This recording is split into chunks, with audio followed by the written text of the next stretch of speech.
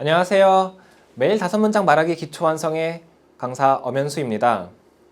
오늘은 오리엔테이션 세션으로 이 강의를 수강하실 분들을 위해 강의 목표, 공부할 때 포커스 포인트, 그리고 주의할 점을 알려드리도록 하겠습니다. 첫 번째로 이 강의의 목표는 하고 싶은 말을 바로바로 말하자입니다.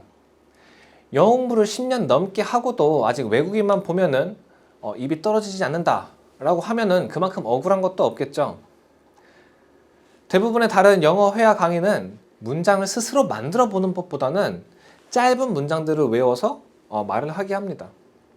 그러면 처음에는 많이 배운 듯 하다가도 실전에서는 막상 적당한 말을 찾지 못해서 버벅거리기가 일쑤죠.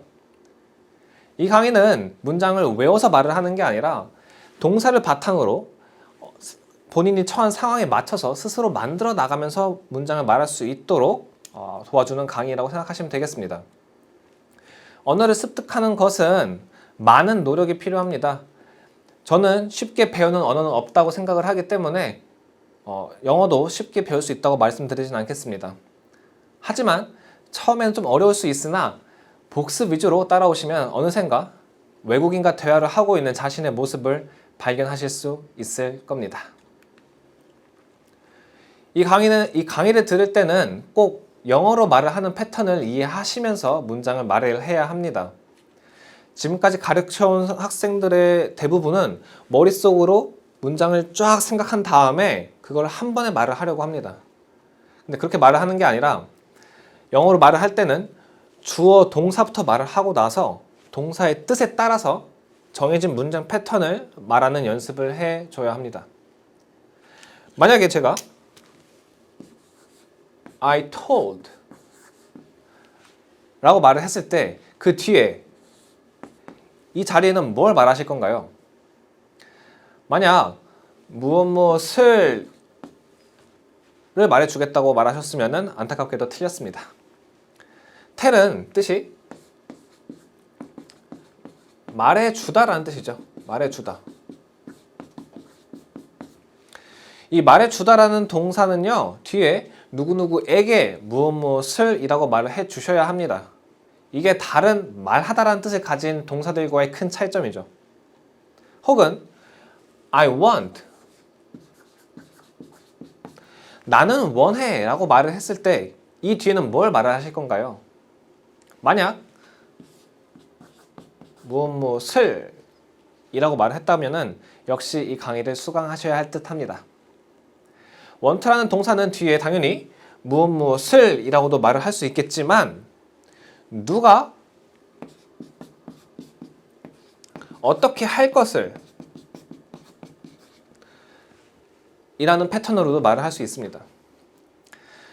이런 패턴을 연습하지 않으면 매우 제한된 표현과 문장을 말할 수밖에 없기 때문에 꼭 이걸 생각하시면서 문장을 말을 하셔야 되고요. 아직 이 말이 확실히 무슨 말인지 모르겠다 라고 하시면은 첫 강의를 들어보시면은 이게 무슨 말인지 아실 수 있을 겁니다. 위에서도 잠시 말했듯이 이 강의의 중심은요, 동사입니다. 동사. 동사를 제대로 이해해야 영어로 말을 하는 데 있어서 막힘이 없습니다.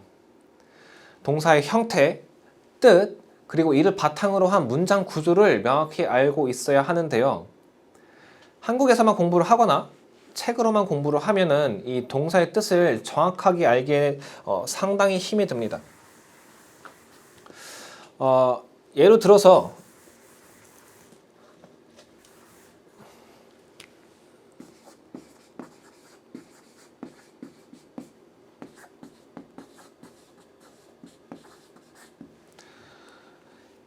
혹시 이 두 동사의 뜻을 알고 계신가요? 네. 제한하다라는 뜻을 가진 동사들인데요. 그렇다면 혹시 이 동사들의 차이점은 알고 계신가요? 한국어로는 둘 다 제한하다라는 말을 갖고 있는데 실제로 저희가 말을 할 때는 suggest는 이제 생각이나 조언들을 제안할 때 사용하는 동사이고요. offer의 경우에는 물질적인 것들, 예를 들어서 직책이나 연봉, 혜택들을 제안할 때 사용합니다. 이와 같이 한국어로 보면 뜻들이 비슷한 것들도 실제로 사용할 때는 다른 상황에서 사용해야 하는 경우가 종종 발생합니다. 이 강의 들으시면서 이에 대한 부분을 충분히 이해하시고 나아가면 좋겠습니다. 마지막으로 이 강의는요, 한국어 문장 예시로 주고 그걸 영어로 바꿔주는 연습을 해 나갑니다. 그런데 강의를 진행하다 보면은 수강생들이 가끔 한국어 문장에 너무 집중한 나머지 영어로 생각하는 걸 소홀히 하는 경우가 있습니다. 한국어 문장을 주는 거는 상황을 이해하고 그 상황에서 제가 드린 것과 같은 말을 할 때 어떤 식으로 말을 해야 할지 연습을 하기 위해서지 그 말을 똑같이 바꾸란 소리가 아닙니다. 한국어 단어에 너무 집착하지 마시고 문장에서 이해한 상황을 바탕으로 어떤 패턴으로 영어를 말해야 할지 이해하시면은 이 강의의 목적은 80% 달성이 된다라고 생각하시면 되겠습니다. 그래서 이 강의의 순서는요, 먼저 제가 회화를 위한 문법을 간단히 알려드릴 겁니다. 아무것도 없이 말하는 게 아니라 제가 드린 규칙, 문법이죠. 규칙을 먼저 공부하시고 이를 바탕으로 예제로 드리는 한국어 문장을 영어로 바꿔서 말을 해 나가시면 되겠습니다. 그 연습을 이제 꾸준히 하시면 되겠고, 대신 여기서 이제 주의할 점이 있는데요. 문장을 말할 때 문장을 책에 쓰거나 혹은 쓰면서 말을 하지 않으셨으면 좋겠습니다. 만약 문장을 쓰면서 말을 하면은 회화 연습이 전혀 되지 않고요. 쓰기 연습밖에 되지 않아요. 물론 쓰지 않고 문장을 말하다 보면은 머리가 아파올 수도 있습니다. 그런데 상황을 이해하고 말하는 방식으로 연습을 해야지 영어 회화 연습을 하는데 의미가 있습니다. 또한 문장이나 단어를 그냥 외우지 않았으면 해요. 단어 뜻을 정확하게 외우고 위에서 말한 패턴을 생각해 나가면서 연습을 해 나가야 합니다. 또한 마지막으로 모든 단어와 형태는 그렇게 사용하는 이유가 있습니다.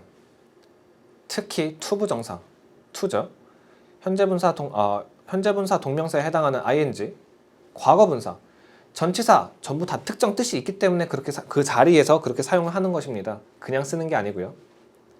강의를 잘 듣고 제가 설명을 드릴 때마다 예제를 통해서 연습을 해 보셨으면 좋겠습니다. 그렇기 때문에 다음과 같은 문제점을 갖고 있는 학생들이 이제 이 강의를 수강하면 효과를 보실 수 있을 텐데요. 첫 번째로, 만약 이 강의를 수강하고자 하는 학생이 문장을 머릿속으로 다 만들고 말하는 습관이 있다고 하면은, 아까 말씀드린 것 같이 그렇게 말하면 안 되지만 그런 습관을 가지고 있다면은 이 강의를 꼭 들어보시길 바랍니다. 두 번째로, 내가 말하는 문장이 너무 짧다, 혹은 매번 같은 패턴으로 말을 한다, 만약 이런 분들도 이 강의를 들으시면은 좀 더 경제적으로 영어를 말하는 법을 배우실 수 있을 겁니다. 혹은 만약 수거표는 그냥 외운다, 만약 그렇게 영어 공부를 해왔고 아직도 하고 계시다면은 이 강의를 들으시면서 수거를 이해하는 방식을 느끼셨으면 좋겠습니다.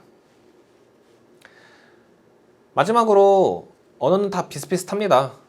아직도 한국어와 영어가 다르다고 생각하시고 계시다면은 이 강의를 통해서 영어와 한국어가 그다지 다르지 않구나 라는 점을 느껴보셨으면 좋겠습니다. 다시 한번 강조드리면요, 문법은 말하는 규칙을 설명하는 것이기 때문에 그냥 외워서 말하기보다는 외워서 문장을 만들기보다는 차근차근 이해를 해보셨으면 좋겠습니다.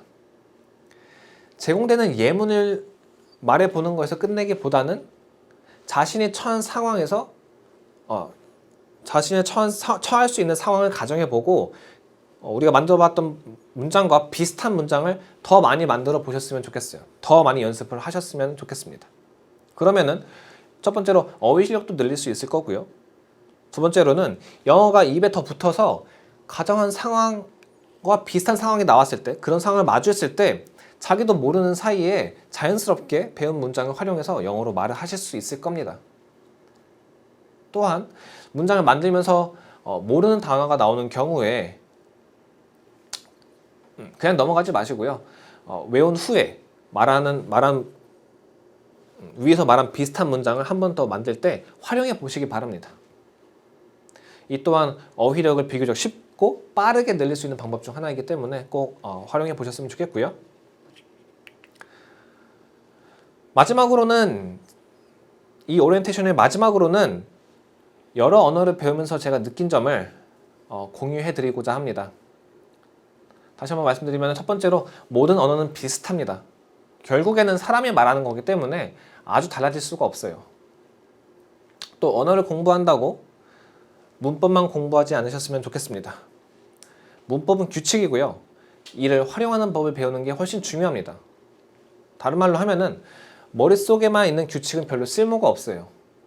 이 문법을, 이 규칙을 읽기를 할 때, 혹은 말을 할 때, 혹은 쓸 때 적용을 할 수 있어야지 비로소 문법에 의미가 생깁니다. 세 번째로, 무작정 외우지 마시기 바랍니다. 위에서도 말씀드렸듯이 단어나 문장을 그냥 외워서 말을 하는 게 아니라 패턴에 맞춰서 말을 하는 연습을 하셨으면 좋겠고요.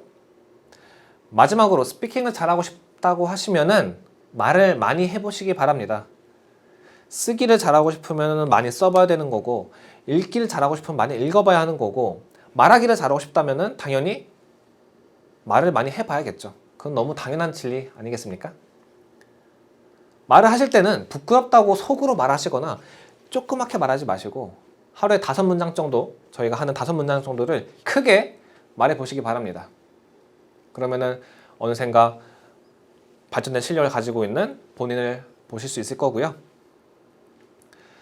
끝으로 이제 이 강의를 선택해 주셔서 감사하고요. 지금까지 강사 엄현수였습니다. 저희는 1강에서 다시 뵙도록 하겠습니다. 감사합니다.